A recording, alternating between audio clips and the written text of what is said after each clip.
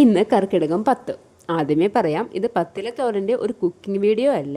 പൊതുവെ കർക്കിടക മാസം ആയിക്കഴിഞ്ഞാൽ പണ്ടുള്ള ആൾക്കാർ പറയുന്നത് കേട്ടിട്ടുണ്ട്, നമ്മൾ ഇലക്കറികൾ കൂടുതലായിട്ടും ഭക്ഷണത്തിൽ ഉൾപ്പെടുത്തണം എന്നുള്ളത്. ആരോഗ്യമൊക്കെ നമ്മൾ നന്നായിട്ട് ശ്രദ്ധിക്കേണ്ട ഒരു മാസം കൂടിയാണല്ലോ കർക്കിടകം എന്ന് പറയുന്നത്. കർക്കിടകം 10ൻ്റെ അന്ന് 10 ഇല എന്ന് മാത്രമല്ല, നമ്മൾ കർക്കിടകം 1 മുതൽ 1-ാമത്തെ ദിവസം 1 ഇല, 2-ാമത്തെ ദിവസം 2 ഇല വെച്ചിട്ടുള്ള കറി, 3-ാമത്തെ ദിവസം 3 ഇല വെച്ചിട്ട്, അങ്ങനെ 10-ാമത്തെ ദിവസം 10 ഇല വെച്ചിട്ടുള്ള കറി അങ്ങനെ കഴിക്കുകയാണെങ്കിലും വളരെ നല്ലതാണ്.